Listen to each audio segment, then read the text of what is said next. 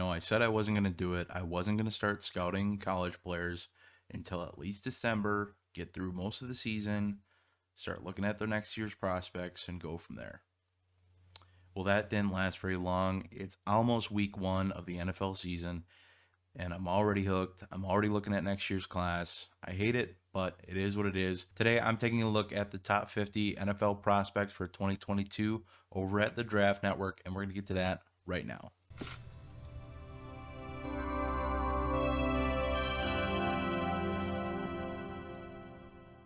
Just as a quick caveat, I won't be diving into any cornerbacks or interior defensive linemen at this time.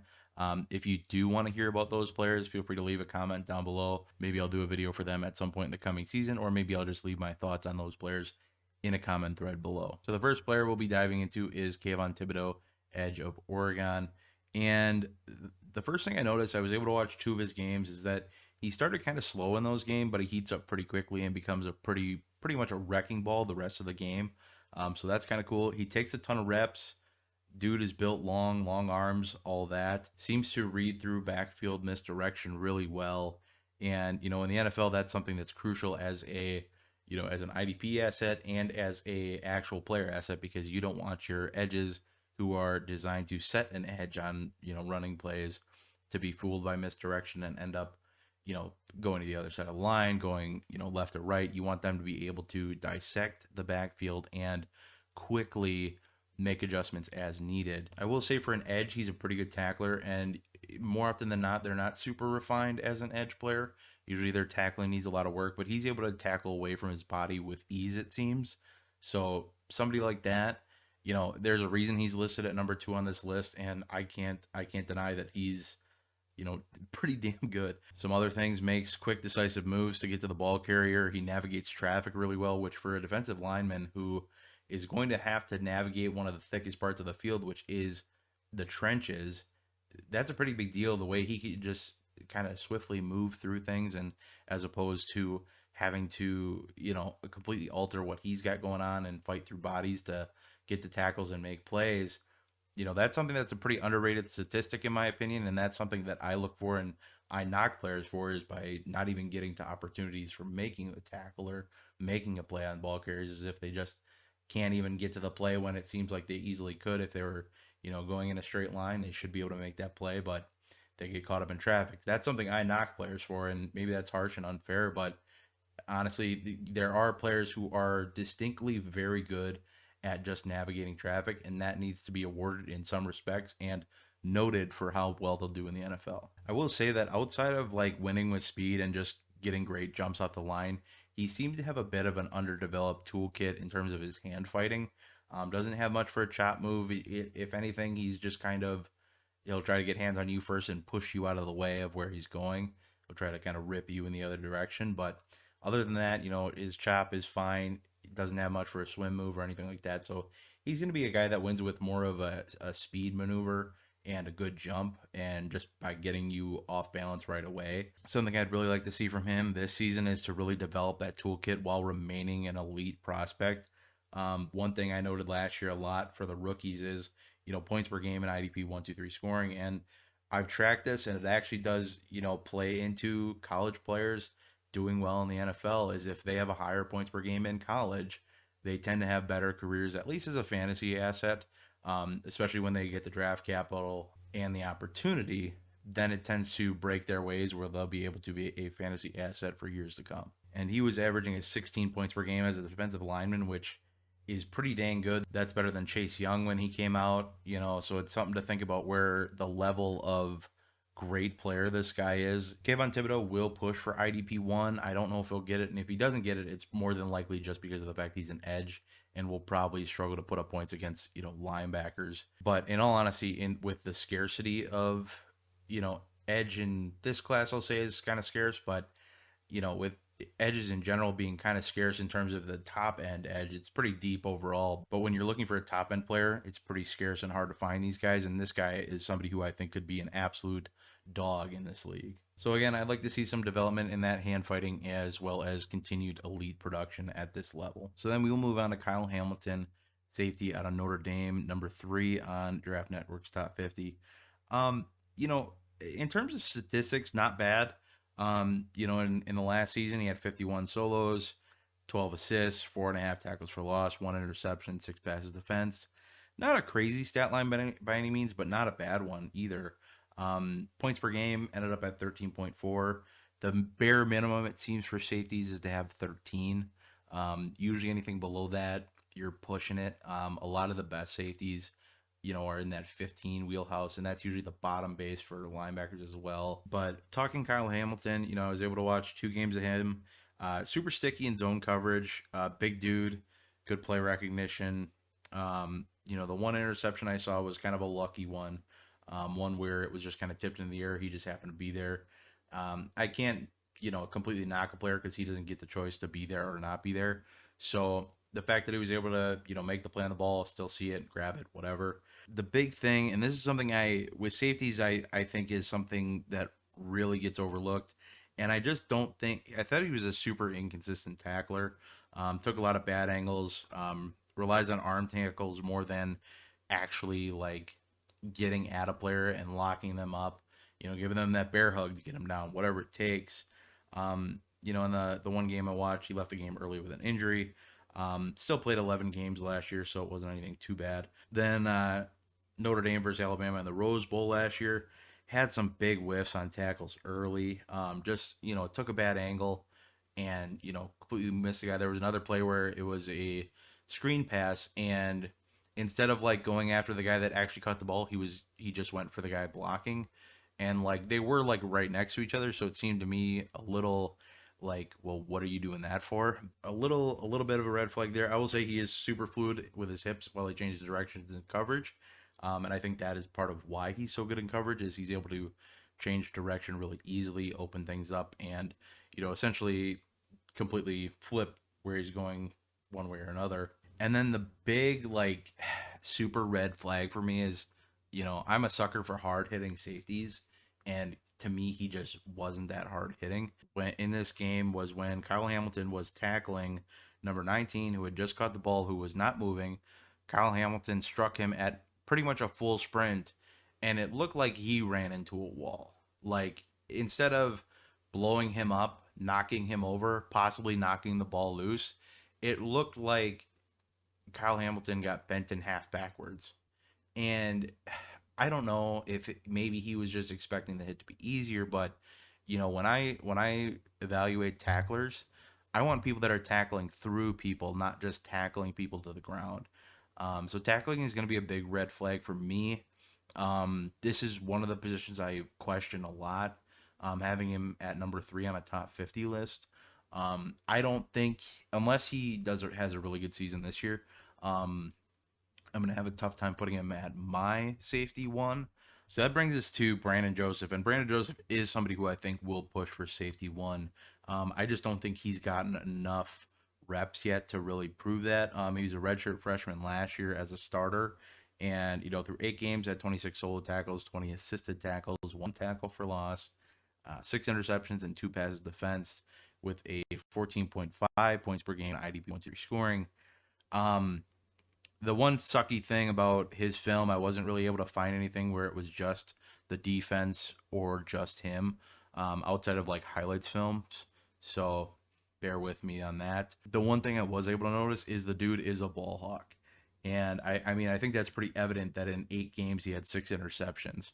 But a high energy dude. One of the interception was he absolutely owned Garrett Wilson, and kept coverage with him. It was like a red zone situation, but kept coverage with him in one-on-one man coverage and had a one-handed pick, basically just over Garrett Wilson. It was a pretty impressive play, for a freshman to do that to somebody who's being touted as a round 1 wide receiver in the league.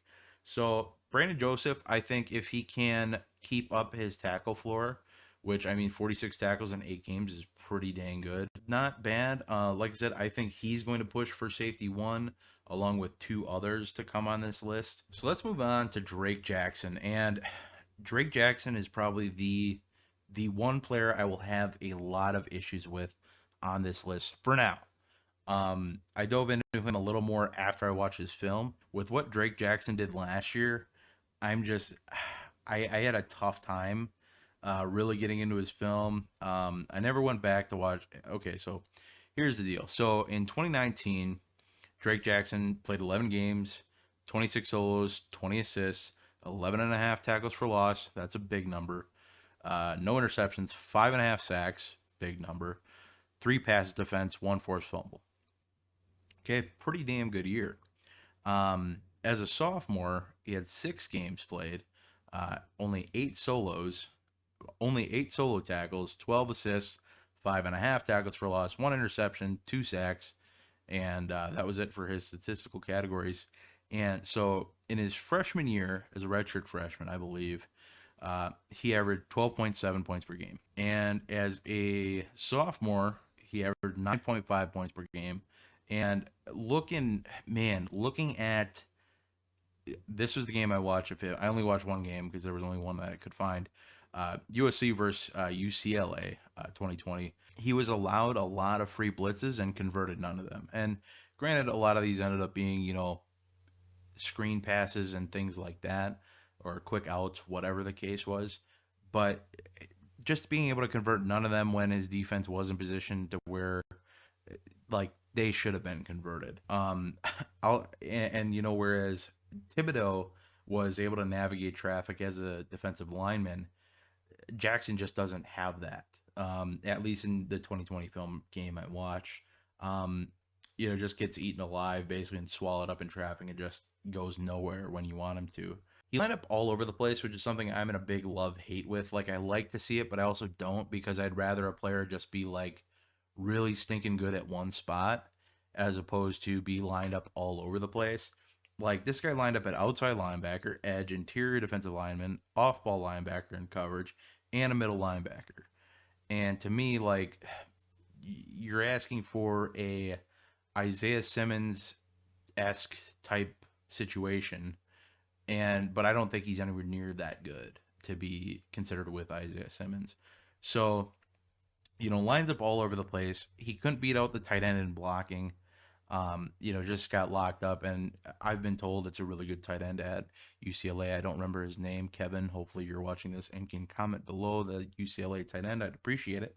But he did seem to wake up a little later in the game, but it took till like the third quarter. Whereas like Kvon Thibodeau, like the first 2 drives maybe were not great. Whereas Drake Jackson took almost the entire game to wake up.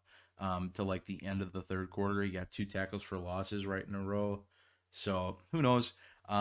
They were kind of on limited games last year, only getting 6 games because they were one of the last conferences to return post-COVID. The one thing I'll note, and I think this is a lot of the issue with his production last year, is he had a new DC in 2020, a new defensive coordinator that I just don't think knew how to use him yet. And you would think, hey, just look at last year's film and you'll have a clue how to use the guy.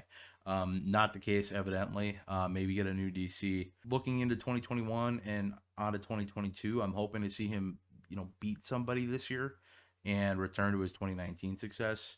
And, honestly, return to that and more because there's not a lot of defensive linemen in the league that average less than 12 points per game in IDP 1-2-3 scoring in college that ended up being worthwhile defensive linemen for you in IDP scoring. So something to look at, something to consider with Drake Jackson. Like I said, I don't want to like write him off yet, but probably, like I said, the biggest issue I have on this list. So moving on to the next player, and that's Christian Harris. And man, Christian Harris is a fun guy to watch.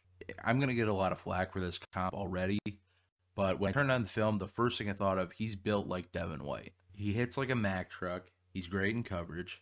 He's the defensive enforcer and has zero issues with pushing your quarterback over after a pass is well thrown. And he's a strong blitzer and a strong tackler. Very rarely did I see him miss tackles or only rely on arm tackles to get the job done. And when he did, he was able to still get the job done. So, Christian Harris, probably going to be LB1. Outright, there's not a lot of linebackers in this class. I will say that, in the 2021 class, we didn't have a lot of safeties come out or edges come out this year, and then we had a lot of linebackers come out. This year, it's completely flipped. It's very edge and safety happy as opposed to linebackers. Like, there's only 2 linebackers, like middle linebackers, listed in the top 50 list. There's a couple like outside linebackers that play more like edges. I think, this is the guy that should be at 12, not Drake Jackson. And I know edge is a more valuable position in the NFL, so maybe that's a little bit of it. But, Christian Harris, he's somebody that I hope some way, somehow gets his way to the Packers because Lord knows we need a friggin' linebacker that can stay on the field, be healthy, and be an enforcer on that defense and, help with run support. So I would love that. He's another guy, navigates traffic. And that is so huge that he just snakes his way through the defense as opposed to, or snakes the way through all the traffic and just gets to the ball carrier by any means necessary. Just fluidly. He's not watching through it. He's just looking at the ball carrier and he's like, hey, I'm gonna come get you, and he does, and that's it. So now we're gonna move on to Myjai Sanders, and this was kind of an interesting watch for me. Not because anything was bad or anything like that. Real quick, his last season, 10 games, 22 solos, 9 assisted tackles, 10.5 tackles for loss, 7 sacks, 5 passes defense, and that was it for his statistical categories. I was able to watch the Georgia O-line game versus Cincinnati Defense 2020. I like listing what video I watch, so you guys could always go look at and see too.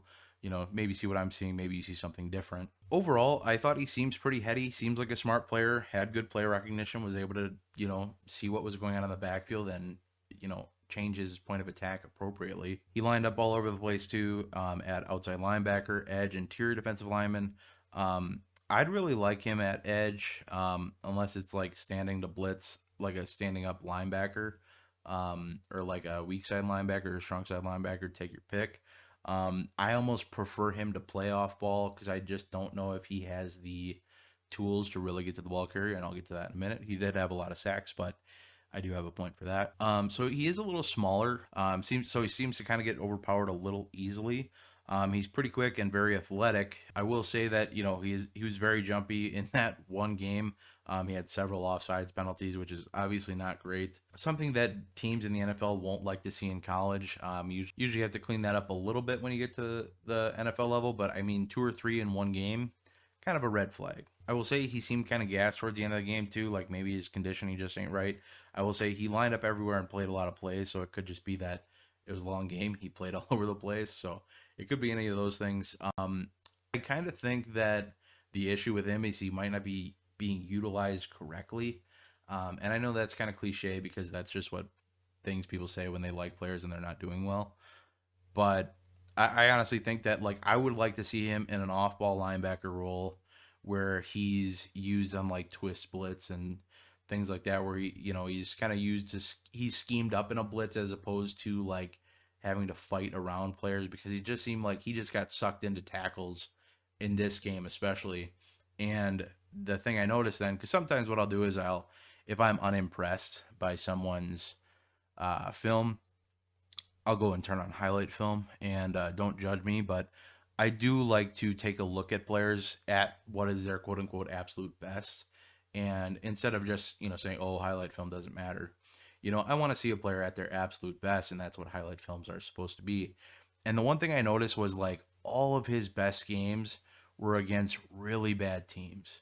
And, which is why I was very unimpressed with this Georgia game because they have decent offensive linemen, and every other team he's facing is, he's washing them up, and it makes sense because I think he is a tier above them. But with the way he played, so I'm cautious with him. I hope he finds his true position and reaches his potential because like he's not a guy I'm gonna be looking to draft. Like in all honesty, straight up right now, he averaged 13.1 points per game, not terrible.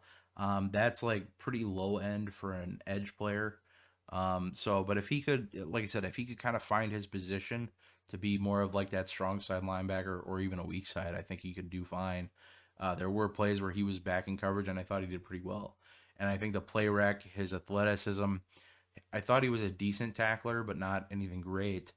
So I think that would play more to his skill set, but it might just be, misuses of a player. But again, that's kind of cliche, so I don't want to chalk it up to that. So we get to our next player, and that is Aiden Hutchinson, edge out of Michigan, number 26 on this list. And this was a player I really enjoyed watching. And so I'm pulling stats from his sophomore season. because he was banged up in his junior year, barely played. Only played 2 games. So with that small sample size, I wasn't going to really hold that against him. So in his sophomore season, he managed 13 games, 35 solo tackles, 34 assists, 10 tackles for loss, 3.5 sacks, 6 pass defense, and 3 forced fumbles. Good for a 13.2 points per game. And so I was able to watch the Iowa O-line versus Michigan 2020 film, and the first thing I noticed, he's a big, strong dude, super tenacious, seems ready to fight, has that high motor, lined up everywhere as well, at edge, interior defensive lineman, outside linebacker, nose tackle, regularly got double teamed and triple teamed. The offensive line was trying to remove him from the situation. And I think a lot of that boils down to, like I said, him just being a dude. And I think the offensive line knew that. I think they were like, hey, we're taking him out. And then it's like Quiddy Pay was like the only one that's really going to run around and do anything else for you. The thing I know is great jumps for being a big dude. He had great jumps, wins the edge consistently, rarely allows the offensive tackle to anchor, gets in his chest and basically has him bent backwards from the jump. And I think, that's something so huge. And he was doing this against Iowa, which isn't great. Not, an elite team by any means. I only watched 1 game for him. The one thing I did notice when he was playing interior defensive line more often than not, he would be pushing the entire trench. He'd get a hold of one guy, maybe even 2 guys, and he would dictate where holes open up and where those 2 players are going, and eventually into other players. And I just thought that was something that was kind of cool. It shows how absolutely strong this dude is. Had a leg fracture, and that's what cut his 2020 season short. So I'm hopeful to see a healthy and dominant return. I honestly think that he's somebody who, full disclosure on this list so far, I think he could probably get into my DL2 conversation behind Thibodeau. It'll be a pretty decent gap between the two, but between Myjai Sanders and Drake Jackson, I'm just not really seeing it. I really liked what I saw from Aiden Hutchinson, and if he can, take that into 2021, build him up some draft stock, you could see him go in the first round and do pretty well. So moving one slot down the list, and that is Daxton Hill, safety out of Michigan. And, this guy has a shot to be my DB1, I think. And great coverage in the slot, was linked up against, whatever wide receivers they were throwing out there. Excellent play rec and decision making to attack the ball carrier. I'd say he's a pretty dang good tackler. I wouldn't call him great. I'd call him pretty darn good. He only played 6 games last year, managed 29 solo tackles, 15 assists, 1 interception, 4 passes defensed. That was good for 15.2 points per game, and for a DB, that's pretty dang good. Looked a lot like John Johnson to me. I know that's a pretty high comp, especially, only seeing the 1 game I watched, only having the 1 year starting. So I'm curious to see how he does this year. So we're moving right down the list on a Jordan Battle. Let's check out his stats real quick. He had 12 games played, 41 solo tackles, 12 assisted tackles, 3 tackles for loss, 1 interception, 1 touchdown, 4 pass defense. Not bad. Left himself 11.4 points per game. Not great for DB. The game I watched was the Auburn offense versus Bama defense in 2020. And the one thing I'll note is that, he kind of seemed like an inconsistent and sometimes lazy tackler, like just could have put more effort into actually going to tackle a dude instead of just, throwing out an arm tackle or this or that, or just kind of like getting blocked and being like, whatever, dude, like, yeah, that's the end of the play. So I'd like to see some more elite traits pop up and shine through. He has that elite pedigree of being from Bama. So, he's going to get good draft capital because that's what Bama players do, is get good draft capital. All right, and that brings us on to Brandon Smith, linebacker out of Penn State. And, commonly referred to as the heir apparent to Micah Parsons, who was able to grab starts last year with Micah Parsons opting out. Super interesting guy, honestly, because, the one thing that's always a huge red flag for me when it comes to stats, we'll read through those really quick, is he had 19 solos, 43 assists, 2.5 tackles for loss, and 1 fumble recovery. Like to see those auxiliary stats as well. Don't really like to see players without that, so that's not great. But moving on to the real thing, and something I always try to track when it comes to, linebackers, DBs especially, is having significantly more solos to assisted tackle. Him having 19 solos and 43 assists, kind of plays to the narrative of, and this is why I like solos over assists, is solos show that you can tackle somebody by yourself and you're probably the first one to the ball. Those two things are huge for IDP in my opinion. So those are why I track those stats so heavily, or I put such an emphasis on those. I'm curious to see how he kind of comes into this season. When I looked at his film, the dude is electric. He's super athletic. He is, you know, Micah Parsons esque, very athletic, very quick, very fast, very big linebacker. But that's just something that I'm just not wild about. I know Micah Parsons had that same deal before he, kind of broke out in 2019. So I'm interested to see what Brandon Smith does this year. Like I said, I'd like to see that ratio shift. But the thing is like that usually isn't. It's usually like a 1 year fix. Like so, I'm super hesitant. I think he has huge upside. I think he could push for the LB1. I think more likely he'll be my LB3. We'll get to the other guy in a minute. And that brings us on to Kingsley Enigbar. I think he also goes by JJ Enigbar. So, whatever. Edge out of South Carolina. This was an interesting case. I didn't really have a ton for notes on him. He was kind of, not lost in the traffic, but just, didn't do a whole lot that was anything noteworthy, which, take that for what it's worth. Great get off, high motor, played outside linebacker more than a traditional edge. Kind of looked like KJ Wright to me out there, that's probably going to be my comp for him. So I'd like to see, him kind of stand out of the crowd. He was kind of like the second fiddle to Ernest Jones there this year.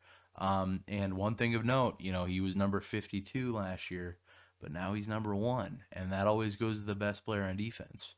So, you know, watch for that. All right, and that brings us on to Nick Bonito, edge out of Oklahoma. He's more of an outside linebacker than an edge.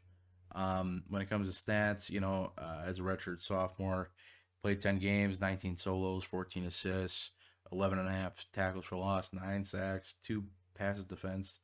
Pretty solid for an outside linebacker slash edge. 13.5 points per game. Not bad. Watch the Oklahoma versus Florida 2020 Cotton Bowl game. Super lengthy, athletic freak, lightning quick. Gets to the QB regularly and interferes with the plays. And the big thing with that, his super long arms basically gets over any offensive lineman and just can be in the quarterback's face. If he's 5 feet away, it still seems like his hands are right in his face. The one thing, my big knock, and I don't like to say this about players, is that seem to kind of give up on the play if it was like, past him. It plays where, he probably could have ran a guy down from behind. Just seemed to kind of give up on that. So I don't know, a guy that I'm not, crazy high on at this point. I'd like to see him produce a little more statistically. Show off some elite traits would be neat. All right, so let's get to number 44 on this list now. And this is a linebacker name that you are going to need to pay attention to over the course of this season and into next season. And that's Devin Lloyd, linebacker out of Utah, number 44 on this list somehow. Looking at his college production, let's look at last year. In 5 games, he had 33 solo tackles, 15 assists, 10 tackles for loss, 2 sacks, and 1 forced fumble.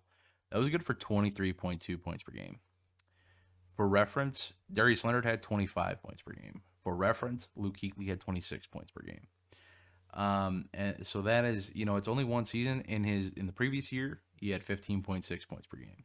If he's able to put together even a mix of those 2 seasons, from a production standpoint, he's probably going to be my LB1. This guy will push Chris Harris for LB1.